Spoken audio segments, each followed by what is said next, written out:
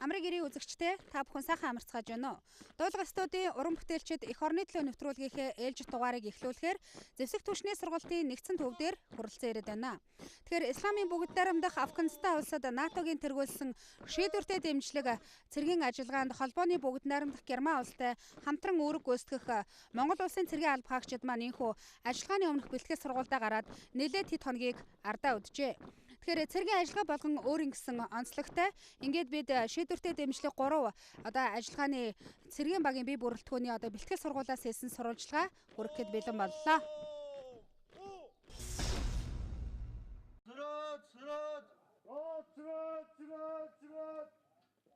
Энхий дэмжих ажиллагаанд мордохоор ажиллагааны өмнөх бэлтгэл сургуулаа базааж буй цэргийн баг гэдэг. Өндөр их ачаалалтайгаар өдөр бүрийн тасралтгүй шаргуу хөдөлмөрийг зарцуулж байж л газар оройндоо очиж үүргээ амжилттай гүйцэтгэнэ. Үүрэг гүйцэтгэх 3 дугаар ээлжийн цэргийн багийг зэвсэг түвшний 33 ангийн 120 гаруй алба хаагчид бүрдүүлжээ. Тэдний нэг өдрийн бэлтгэл сургууль өглөөний 5 цагт болсноор эхлэх хагаад 3 км-ийн гүйлт гимнастикийг хийж байж тэр өдрийн сургууль дадлага хийх бэлтгэлээ базаана. Биднийг очих үеэр цэргийн багийн алба хаагчид бэлтгэлдээ гараад яг 30 өдрийг ардаа үдэж байлаа. 3 4 Өмнөх багууд маань зэвсэг түвшний 311 дугаар ангидаа байрлаж ирсэн бол бид нар бол энэ чинь бас яг сургалтын төв дээр буюу энэ чинь командын байрны урталт энд байрлалсан байгаа нь бас нэг тодорхой хэмжээгээр цэгүүд дээр очих, шалган нэвтрүүлэх цэг, буудлагын цэгүүд дээр очих бас дөхөм цаг хугацааны хувьд за мөн дээр нь бас энэ чинь байрын хамгаалалт зохион байгуулад бид нар тийм ээ шөний ээлжээр байрын хамгаалалт зохион байгуулаад харуул манай зохион байгуулад 24 цагийн хугацаатаар бас энэ зохион байгуулж байгаа маань бас цэргийн албаа хаагчид очиод тэнд бас үүрэг гүйцэтгэхэд тийм ээ энэ бол дөхөн бас энэ чинь бас дадлага туршлага болж байгаа гэж ойлгож байгаа. Энэ удаагийн хамгийн онцлогтой зүйл бол бид бүхэн маш их хэмжээгээр урд урдныгаас илүү буудлагыг илүүд үзэж байгаа. Буудлан дээр өдөр тутам буудлага үлдэж байгаа боловч бид нэр өдөр тутмын буудлаган дээр хамгийн чухал зүйл бол аюулгүй байдал. Цэргийн албаагч бүр тухайн аюулгүй байдлыг бол зарчим болгон мөрдлөг болгон өөрийнхөө хийж гүйцэтгэх. Энэ бол хамгийн чухал зүйл юм аа. Холбооны бүгд найрамдах Герман улсын зэвсэг түвшний хөдөлгөөнт багийн 40 орчим сургагч багш нар өнгөрсөн 3-7 хоногийн турш хичээлийн 8 цагт цагийн байдалд ойртуулсан сургалт дадлгуудыг цагийн хуваарийн дагуу явуулж иржээ. Үүнд шалган нэвтрүүлэх цэг, байрлалын районы хамгаалалт, байрлал доторх ба гадна эргүүл, машинтай болон явган эргүүл, буудлага гэсэн байрлалуудад бэлтгэлээ базааж байна. Ажиллагааны өмнөх дадлага сургуульд бол миний ойлгож байгаа бол цэргийн багийн бүрэлдэхүүн бол үндсэндээ хамгийн гол нь энэ Германы энэ зэвсэг техникийг сурсан байх ёстой. Ялангуяа автомат буу тийм ээ Германы гар буу, за Германы пулеметик, дээр нь аруудын холбооны хэрэгслүүд, дээр нь энэ машин техникүүдийг мэдснээр биднэрт энчээ хэрхэн сайн сурснаар бидэд очиод энчээ Афганистан улс дээр бааз дээр үүрэг гүйцэтгэх бол төхөмтэй юм аа. Буудлагыг ПМ гар буу, Г36 автомат буу, МЭ3 пулемет гарнач гэдэгч пулемет дохионы гар буу, мэрэгэн буудагчдын бүлгийн сургалтуудыг уулын оройнд цагийн байдалд илүү ойртсон хэлбэрээр явуулж байна. Бэлтгэл сургуулийн бас нэг гол төрлүүдийн нэг нь эмнэлгийн анхан шатны тусламж үзүүлэх, холбооны хэрэгсэл болон өдөр шөнийн жолоодлогын сургалтуудыг тус явуулсаар байна. Монгол Улсын зэвсэг цэргийн албаагчид бол сургалтын эхнээс нь бол хүртэл маш идэвхтэй бидний сурсан заасан болгоныг маш түргэн хугацаанд сурж бид нар цагийн байдлыг бол маш багаас нь хөнгөнөөс нь амархнаас нь хэцүүрүүн ингээд хэцүү болох сургалтаа явуулсан. Яг тэр цагийн байдлаа тохируулсан Монгол Улсын зэвсэг цэргийн албаагчид маань суралцаж өөрсдөө маш амархан сайжруулсан. За ажиллагааны өмнөх бэлтгэл сургалт бол ерөнхийдөө 3-7 хоног зэгцэн хичээл сургуулиар хамгаагдсан байгаа. Сүүлчийн 7 хоног буюу төгсөлтийн шатандаа явж байна. Тэгээд өнөөдөр төгсөлтийн нэгдсэн дадлагатай хамрагдаад салаа бүрэн бүрэлдэхүүнээр шалган нэвтрүүлэх байрны хамгаалтыг зохион байгуулад үйл ажиллагаагаа явуулж байна. Салааны бие бүрэлдэхүүн шалган нэвтрүүлэх байран дээр яг ямар үүргийг гүйцэтгэх ёстой юм бэ? За салааны бүрэлдэхүүн эхлээд ямар ч хүн бие хүн нэгжих, дараагийн дугаарт нь автомашин нэгжих, энгийн машин нэгжих, түүндээ цэргийн машин нэгжих гэсэн хоёр байгаа. Бидний очисон өдөр чоны цуглаан нэртэй дадлгын хичээл өглөөний 8 цагаас эхлэн бэлэн байдал зарлагдсан явагдаж эхэлсэн бөгөөд Германы хөдөлгөөнт бүлгийн багш нар 36 цагийн байдал өгч цэргийн багийн 3-7 хоногийн хугацаанд чухам юу сурч мэдсэнийг шалган хяналт тавьснаар сургууль дадлагын үр дүн харагдах учиртай. Хамгийн гол нь бас германчуудтай ингэж бас нэг ажиллаж байгаа германчуудтай хамтаж одоо ингэ сургалт явуулж байгаагийн бас юу манай германы одоо энэ залуучууд Германы цэргийн албаа агшд бол одоо цагийг ягштал одоо биелүүлдэг тийм ээ. Тэр бас авах сайхан бас нэг юу байна. Дээр нь одоо бас нэг аливаа нэг юмд ажиллагаа юмыг бол одоо маш одоо сайхан төлөвлөж за тэрийг одоо үр дүнтэй явуулах тал дээр одоо бүхэл арга хэмжээг авдаг. За мөн хамгийн сүүлд нь одоо дуусахт нь үр дүнгийн тооцоод тийм ээ дүн шинжилгээ хийдэг одоо ийм бас сайхан чанаруудтай байдаг. За энэ чанаруудаас бол одоо манай удирдлагын бүрэлдэхүүн болон одоо манай цэргийн албаагч бас суралцж байгаа нь бас их давуу талтай гэж ойлгож байгаа. Миний хувьд бол ажиллагааг бол маш их хүндэтдэг. Ерөнхийдөө бол ажиллагаанаас одоо аль орноос ирэх нь бол хамгийн гол нь чухал биш. Тэд нар бол одоо үүргийн чухал гүйцэтгэх нь бол туйлын чухлаа. Тийм учраас үүргийн амжилттай гүйцэтгээд эх орондоо буцаж ирж гэр бүлтэйгээ уулзах бол одоо хамгийн жаргалтай мөрч. Тийм учраас тэр бүгдийг одоо өөрсдөө ажиллагааг гүйцэтгэж ажиллагааны хугацаанд гүйцэтгээд гэртээ одоо эрүүл сарвал ирэх болтугай гэж хүсэж ярьж байна. Dass heile wiederkommt und zu seinen Familien zurückkehren kann. Зэвсэг түвшний энхийг дэмжих ажиллагааны сургалтын нэгдсэн төв гэдэг олон мянган цэргийн алба хаагчдын дэлхийд дамжин гарах хаалга юм гэдгийг нэгэн эрхэм тодсон хэлсэн байдаг. Өнгөрсөн 13 жилийн хугацаанд энхийг дэмжих ажиллагаанд үүрэг гүйцэтгэсэн 12,000 гаруй цэргийн алба хаагчдын маань хөлс хүч энэ л газраа шингэсэн юм. Өнөөдөр ч мөн дэлхийн халуун цэгүүдэд аль бүргээ гүйцэтгэж буй 1000 гаруй энхийг сахиулагчдын үүрэг гүйцэтгэлийн гол хүч нь их нутагтаа базаасан бэлтгэлийн үр дүн байдгийн. Гадаас дотоодын олон төрлийн цэргийн мэргэжлийн бэлтгэл сургуулийн материалыг бааз, цэргийн алба хаагчдын байрлаж байгаа байр орон сууц зэрэг нь жилээс жилд өргөжин дэвжиж, тоглог олон улсын жишгт нийцсэн сургалтын орчныг бүрдүүлсээр байгаа бөгөөд одоо ч мөн бүтээн байгуулалтын ажлууд эд өрнөж байна. Энэ одоо 361 маань 11 маань сургалтын төв маань одоо ингээд тийм ээ улам одоо хөгжиж одоо улам одоо боловсронгуй болж тийм ээ улам одоо олон юм нэмэгдэж олон залуучууд энэ ч бас ажиллагааны өмнөх бэлтгэлээ хангаж одоо олон газар одоо манай цэргийн албаагчд үүрэг гүйцэтгэж нэр төвтэй гүйцэтгээсэй гэж одоо бодож байна. Цэргийн багийн эрүүл мэндийн асуудлыг багийн эмч хариуцсан 6 сарын хугацаанд үүргээ гүйцэтгээд ирнэ. Энэ удаагийн цэргийн багийн эмчээр Зэвсэг түвшний 340-р ангийн эмч Амгалан Баатар явах юм. Батлан хамгаалах хууль зохиол албаагч нэгдсэн эмнэлгийн нарийн мэргэжлийн эмч нарын үргэлжлэх шинжилгээнд бүрэн хамрагдсан. Үргэлжлэгийг бол маш чанартай өндөр хэмжээний зохион байгуулсан учраас иргэдээ дийлэнхтэй эрүүл хүмүүс маань энд ирж үүрэг гүйцэтгэж байна гэж ойлгож байна. Тийм болохоор архаг суур өвчин, бусад төрлийн өвчний шинж тэмдэг бол харьцангуй бага байгаа. Зэвсэг түвшний жанжин штабын цэргийн хангалтын өвчний газрын эрүүл мэндийн хилцс, Зэвсэг түвшний жанжин штабын хяналт шалгалт үнэлгээний газрын эрүүл ахуйн халдвар судлалтын хяналтын алба, алдар төвчин судлалын үндэслэх төвийн сайн дурын дархлаажуулалтын төвтэй хамтран цэргийн албаагчид маань 4 төрлийн вакцин хамруулдаг. За тэр 4 төрлийн вакцин маань сахуу татрангийн вакцин, баландын вакцин, гепатит B вирусын эсрэг вакцин, шар жижиг эсрэг өвчний эсрэг вакцин гэсэн 4 төрлийн вакцин хамруулдаг. Эдгээр 4 төрлийн вакцин маань 3-аас 5 жилийн хугацаатай хүний биед дархлалыг үүсгэдэг учраас энэ 4 төрлийн вакцин өвчнөр бол ерөнхийдөө өвчлөг магадлалыг одоо нэлээд сайн бууруулж өгч байна гэсэн.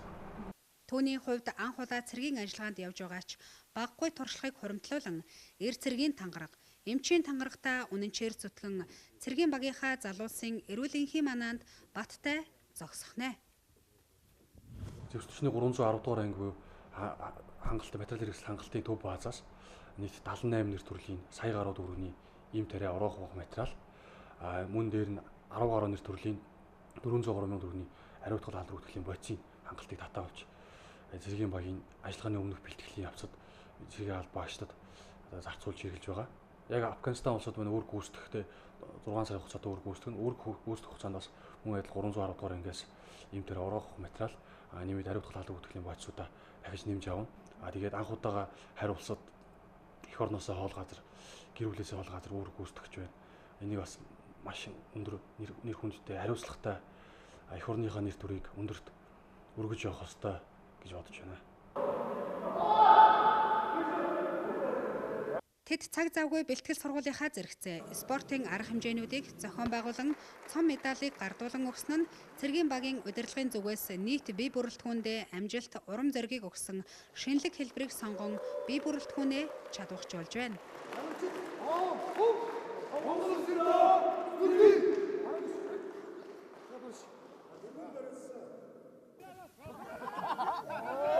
Холбооны бүгд найрамд Герман улсын сургагч багш нар ч мөн манай цэргийн алба хаагчдыг хөл бөмбөг хамтран тоглох нөхөрсөх тэмцээнд урьж тоглосон нь цэргийн нөхөрлөөр дамжин манай хоёр улсын зэвсэгт хүчин харилцсан бүх талын туршлагаа хоримтлуулан суралцах сайхан боломж бүрдсээр байгааг харж болно. Энэхүү 3-7 хоногийн хугацаанд бол бид бүхэн бол хамтран ажиллах бол гар нийлэмжтэй ажиллагаа бол төлөвийн сайн байлаа гэж миний хувийн зүгээс бол дүгнж байна. Тухайн дүгнэлтэн дээр бол юу харагдж байна гэх юм бол бидний одоо цэргийн багийн үйл ажиллагаа энэхүү одоо цэргийн багийг удирдах ба удирдлага бол одоо энэхүү одоо хамтран ажиллах ажиллагааг бол илүү их халбарчилж улам ойртуулж зохицолдлогоо сайтаагаар ажиллаж байна гэж миний хувьд бол дүгнж байгаа. Ахан дүүс шиг найрамдан нөхөрлсөн холбооны бүгд найрамд Герман улс Монгол улсын цэргийн алба хаагчдын хамтарсан ажиллагааны өмнөх бэлтгэл сургууль тун удахгүй өндөрлөж тэд алс холын исламын бүгд найрамдах Афганистан улсыг зорино. Исламын бүгд найрамдах Афганистан улсад явагдаж буй НАТОгийн тэргүүлсэн холбооны бүгд найрамд Герман улс Монгол улсын зэвсэгт түвшний цэргийн багуудын хамтарсан шийдвэртэй дэмжлэг ажиллагааны одоо 3 дугаар ээлжийн цэргийн багийн бие бүрэлдэхүүн маань энэхүү 5-7 дахь зэвсэгт түвшний сургуулийн нэгдсэн төвдөө ажиллагааны өмнөх бэлтгэл сургуулаа энэхүү амжилттай явуулж байна. Үзэгч таны өмнөөс цэргийн багийн 3 дугаар ээлжийн бие бүрэлдэхүүндээ амжилт хүсье. Ингээд бид Батлан хамгаалах салбарт өрнсөн үйл явдлын мэдээллээр нэвтрүүлгээ өргөжлүүлье.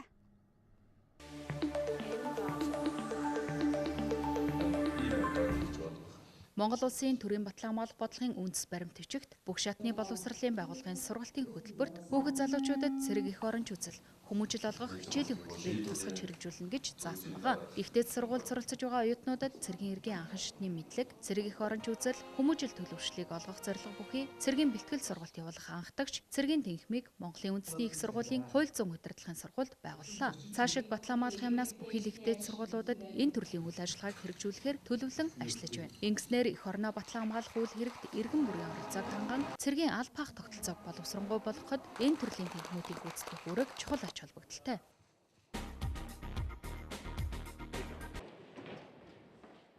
Монгол улсын Батлан хамгаалахын дэд сайд Баттүрд, Батлан хамгаалахын сайд Цолмон, зэвсэгт түвшний Жанжин штабын дарга Хушууч генерал Даваа, Батлан хамгаалах яамны төрийн нарийн даргын албан үүргийг төр орлон гүйцэтгэгч Батсайхан болон Батлан хамгаалах яамны нийт бие бүрэлдэхүүн өнгөрөгч Баасан гарагт хүндэтгэл үзүүллээ. Түүний Батлан хамгаалах салбарын төлөө санаачлан хийсэн ажил болоо. Ялангуяа Батлан хамгаалах салбарын гадаад хамтын ажиллагааг өндөр түвшинд гаргахад итвэх санаачлагтайгаар ажилласан. Мөн цэргийн албан хаагчдын бэлэн байдлыг хангах, биеийн тамираар хичээллэлтэн зүтгэлтэйгээр ажиллах улмаар зарим цэргийн ангиудыг спорт заалттай болгох зэрэг бусад төсөл хөтөлбөрүүдийг санаачлан ажилласан маа. Монгол улсын төрийн албан мандал 2 дахь жилдээ зохиогдож байгаа Батлан хамгаалахын их сургуулийн сонсогч сурагч оюутнуудын 2015 их чуулган өнгөрөгч Баасан гарагт амжилттай болж өндөрлөө. Батлан хамгаалахын их сургуулийн 400 гаруй бие бүрэлдэхүүний оролцсон энэ удаагийн чуулганы онцлог нь тус сургуулийн сонсогч сурагч оюутан сурагчдын сурах үйл явцад хандах ойлголт, хандлагыг өөрчлөх, тэдний сурах идэвхийг дэмжих, урамшуулал, хариуцлагын шинэ орчин бүрдүүлэх, сургуулийн зүгээс суралцах ёстойд үзүүлэх үйлчилгээ дэмжлэгийг нэмэгдүүлэх, хамтын ажиллагааг нэгтруулахад чиглэгдснээрээ чухал ач холбогдолтой боллоо.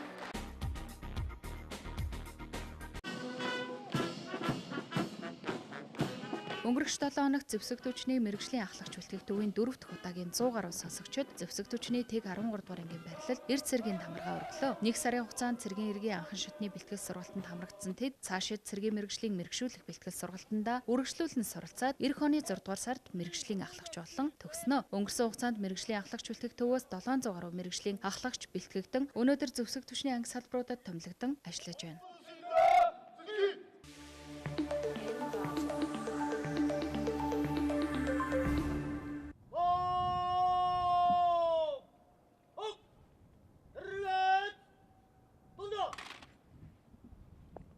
Улсын их хурлын аюулгүй байдал гадаад бодлогын байнгын хороо Монгол улсын батлан хамгаалах яам хил хамгаалах ерөнхий газар хамтарсан ажлын хэсэг өнгөрсөн сарын 31-ээс энэ сарын 2-ны өдөр хүртэл Дорнот аймагт байрлах зөвсөг түвшний анги хилийн отряд заставуудад ажилласан.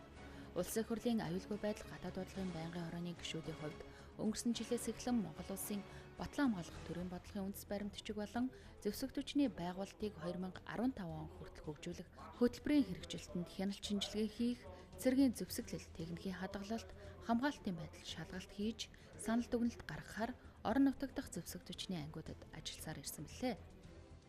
Батлан хамгаалах бодлогын үндэс гэдэг баримт бичгийнхаа дагуу бид нар энэ салбарын гол хуулиудаа бас шинжлэх ёстой. Тэгээд одоо саяны танилцах томилтын хүрээнд ч гэсэн бас одоо газар орон нутаг дээр үзээд энэ шинжлэгдэж байгаа хуулиудаа ямар зүйл тусах шаардлагатай байна. За мөн одоо зэвсэг техникийн шинжлэх бодлогын хүрээнд ангиуд ямар шиг байна, заставууд ямар шиг байна үзэх ийм зорилготой явж ирээд томилтын үйл амжилттай гүйцэтгсэн гэж хэлэх байна. Дорнот аймгийн төвд байрлах зөвсөг түвшний 327 дугаар анги 1997 онд байгуулагдсанаас хойш өдгөө 18 жил өнгөрчээ. Дорнот, Сүхбаатар, Хинти, Нийслэл, Улаанбаатарын хугацаа цэргүүд энэ ангид үүрэг гүйцэтгэдэг байна. Ангийн захирагч Хурандаа Өсөх баяр салбарынхаа сайдад ангийнхаа үйл ажиллагааг танилцуулж, тулгамдж буй асуудлаа ярилцсан. Тус ангийн хувьд офицер ахлагчийн бүрэлдэхүүний олонх нь нэгдсэн үндэсний байгууллагын энхийг сахиулах ажиллагаанд оролцсон туршлагатай идэр залуус байсан юм а. Хэдийгээр үүрэг гүйцэтгэхэд тулгарах саад бэрхшээл байхгүй ч стандарт хангасан цэргийн галтгоо дутагдaltaй байгаа тухай онцолж байлаа. Батлан хамгаалахын сайдын зүгээс энэ асуудлыг судлаад эргээд хариу мэдгэдгээ энэ үеэр илэрхийлсэн. Мужаан цех мод хатаалгын зориулттайгаар баригдсан ийм байшин байсан. За анх хэл цэргийн галтгоо болгож засварснаас хойш 2011 онд нэг удаа их засвар орсон. Тэрнээс хойш засвар ороогүй. Ийм байшин барилга байсан стандарт тавигддаг одоо шаардлагын юмнуудыг хангадаггүй. За энэ талаар одоо шинээр галтгоотой болох зориултын стандарт шаардлагад нийсэн галтгоотой болох талаар одоо батлан хамгаалгын сайд удирдлагуудаа бол хүсэл тавьсан. Хилийн цэргийн отрядуудын удирдлагуудын зүгээс эх орныхоо зүүн бүсийг манай дайчин цэрэг эрс сонор сөрөмжтэй алдахгүй хамгаалж ирсэн төвхтэй. Энэ үргээ бид нэр төртөөгөр биелүүлсээр байх болно. Гагцхүү газар нутгийн байдал манд бартаа саад ихтэй учраас хил хамгаалахад туслах машин техникийн хувьд дутагдaltaй байна. Туулах чадвар сайтай машин техникийн хувьд тусалцаа үзүүлэх тухай энэ үеэр хүсэл тавьж байсан юм а.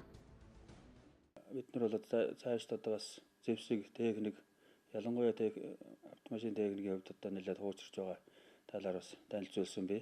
Энийг бас бодлоготойгоор батлан хамгаалах бодлогын хүрээнд одоо ер нь цаашд бас зэвсэг техникийн шинжлэх хангалтыг одоо аль болох сайжруулах талаар бас анхаарахаар хэлсэн баг. Энэ үед эх орноо батлан хамгаалах үйл хэрэгт хүчил сэтгэлтэй ажиллаж байгаа зөвсөг түвшин болон хилийн цэргийн офицер ахлагч нарыг шагнаж урамшуулснаар энэ хүү албан томилт өндөрлсөн юм а. За зөвсөг түвшний анги салбаруудын байдал бол өнөөдрийн төвшөнд бол зохих төвшөндөө байна гэж үзэж байгаа. Одоогоор ямар нэгэн үйл ажиллагаатай тоглолцсон юмнууд бол алга хөвөлжилтийн бэлтгэл ажлын хүрээнд хийгдэж та ажлууд өндөр дагуу хийгдсэн байна. За агаарын орон зай тавих агаарын хяналттай холбоотойгоор одоо бас зэвсэг техникийн шинжилгээний асуудал бол сүүлийн үед нэлээдгүй яригдж байгаа. Энэ чиглэлийн тулгамж байгаа асуудал бол манай салбарууд төр байгаа. Энэ асуудлыг бас сайд газар дээр нь хурлын байнгын орны гишүүд бас газар дээр нь үзэж харалцаад одоо цааш одоо баримтлах бодлого чиглэл тусгах ийм л одоо асуудал байна гэдэгт энэ газар дээр нь үз танилцаад ирсэн.